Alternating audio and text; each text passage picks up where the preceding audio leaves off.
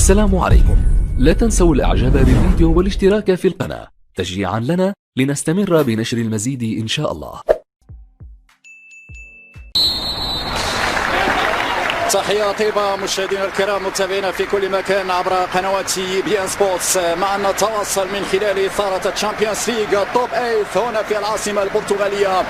لشبونة ملعب النور، ملعب دالوش، الملعب الخاص بنادي بنفيكا الذي يحتضن مباريات دوري الأبطال كما قلت التي وصلت إلى دور الربع النهائي. قبل حين تم الوقوف دقيقة صمت حدادا على ضحايا كوفيد 19 بقرار من الاتحاد الأوروبي لكرة القدم. إذا تواني وتعطى ضربة البداية من الحكم أنطوني تايلور الإنجليزي الذي يقود أولى مباريات الربع النهائي بين باريس سان جيرمان الفرنسي وأتلانتا دائر هذا الموسم في الكالتشيو وكذلك في منافسات الشامبيونز ليغ. ضربة البداية ومع البداية ندخل لصلب الموضوع. اليوم باريس سان جيرمان تغيب عنه بعض الأسماء المهمة خاصة ماركو فيراتي في وسط الميدان، ولا ننسى كذلك أنخيل دي ماريا الموقوف بعد تراكم البطاقات الصفراء، وبالتالي اليوم سغيب على امل ان يكون حاضر في المباراه القادمه شريط تاهل نادي باريس سان جيرمان الى المربع الذهبي. بالمقابل نادي اتلانتا بيرغامو الذي يغيب عنه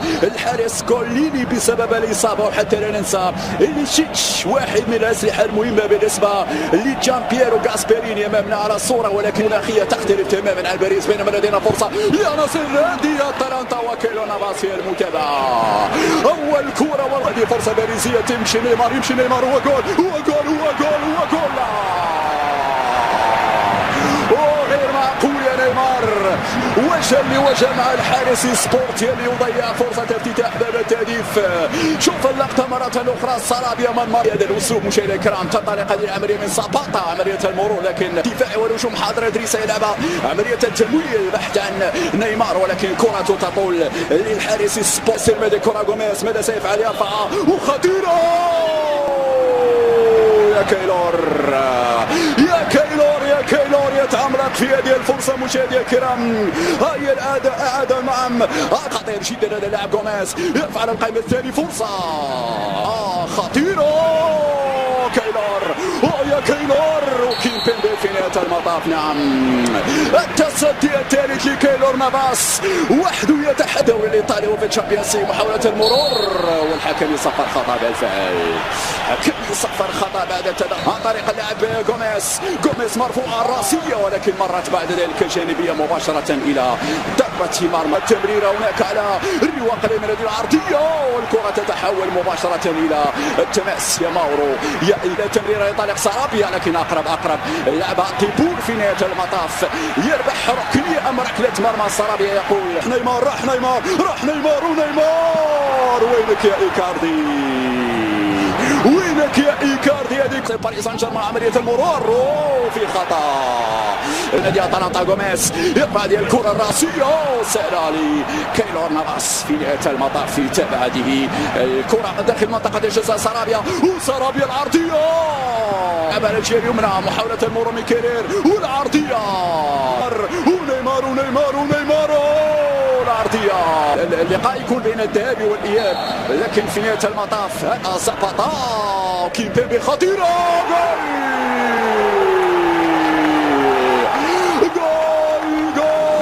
جول باشاليتش بطريقة رائعة جدا يفتتح باب التهديف لعناصر اتلانتا. بيرغامو غلطة دفاعية يستفيد منها باشاليتش امامنا. نعم بتسديدة ولا اروع، كانت صعبة على كيلور نافاس. هي الإعادة مجددا، ساباتا كيمبيمبي في التغطية، باشاليتش من دون رقابة لوحده كما جاءت بالمهارة. يمر من الأول يمر من الثاني، فرصة جول مرة جانبية. يا لروعة فنيات وجه لوجه مع اخوان بيرنات العرضية كيرير. هذه التبادل والتمركز والحضور هنا في منطقة الجزاء، ولكن المتابعة بالصعوبة من إدريس غاناغي. كرة أمامية متابعة بالراس خطيرة، لكن التغطية ونيمار يسدد، ولكن سبورتيلو في المكان المناسب نعم يتصدى لهذه الكرة. الجهة اليمنى مراوغة في خطأ وفي إنذار. هذه فيها إنذار نعم، بطاقة صفراء لإعاقة موجودة وقرار من أنطوني خطيرة وسارابيا مع خوان برنات وخوان والعرضية وسبورتيلو بعد ذلك يا سارابيا سبورتيلو يدخل سارابيا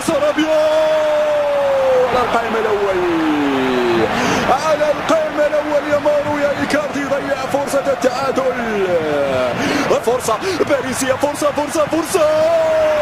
غير معقول غير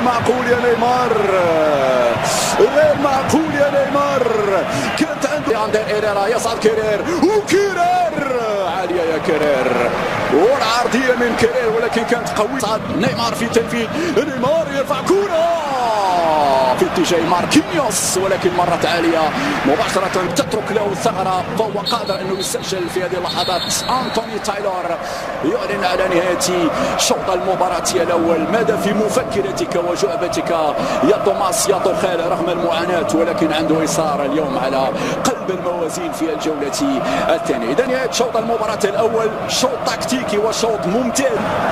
مجددا ترحب بكم مشاهدينا الكرام متابعينا في كل مكان عبر قنوات بيان سبورتس في هذا الموعد الدورة الربع النهائي لمسابقة الشامبيونز ليج بين أتلانتا بيرغامو وكذلك نادي باريس سان جيرمان.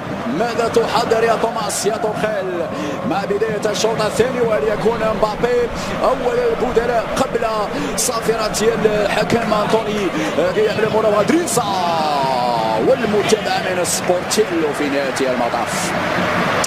أكمل تشكيلة قصيرة وفرصة ديرون والركنية سددت المساحة اللاعب ركنية في القائم الأول وخطيرة مرة تالية الحكم شافها ركنية من جديد لعناصر أتلانتا بيرغامو. لولاك يا نافاس ولولا تصدياتك الرائعة خاصة أمام فالنسيا دائما عملية إنهاء المباريات تكون نيمار يتقدم يسدد والكرة تتحول بعد ذلك سارابيا يرفع ديال الكرة ساباطا في المساندة مر نيمار من الأول من الثاني تمريرة في العمق ولكن هنا إيكاردي اعتقد بأنه في وضعية التسلل. نعم هذه من مهارات اللاعب نيمار دائما الحلول الفردية مع اللاعب نيمار ولكن أين هو الأداء الحرة الجانبية ترفع داخل منطقة جزاء بالرأس يتدخل ماركينيوس ديرون داخل المنطقة والمتابعة براسية خطيرة مرة جانبا ومرة برنات راسية لكن مرة عالية. الآن يدخل مبابي هو الآخر يدخل في هذه اللحظات مكان سارابيا. إذا واضح توماس توخيل سيلعب الآن بالأربعة نيمار ماذا سيفعل نيمار تباطأ في التمرير. نيمار يسعد لتنفيذ هذه الركلة على القائمة. إذا ماريو باشاليتش مكان موريال يمكن المجهود البدني الذي بذله باشاليتش في الشوط الأول نال منه في الجولة الثانية كما حصل لغوميز. سننتظر ربما الدقائق القادمة ماذا حصل هنا. ماذا حصل كايلور نافاس يعاني. مبابي ينسى مبابي يدخل مبابي يا مبابي بسرعتك الكوسة الأوروبية بينما لدينا هنا فرصة وكايلور بعد ذلك الحكم شاف بأن الكرة تجاوزت الخط. نعم هذه من المفاجآت يا مبابي العرضية لكن كيف فعل مارينوفسكي ودي موريال والكرة مبابي يسددها مبابي الكرة تتحول إلى ركنية. يا حدك يا مبابي في هذه اللقطة يا حدك. إن الله وملائكته يصلون على النبي يا أيها الذين آمنوا صلوا عليه وسلموا تسليما.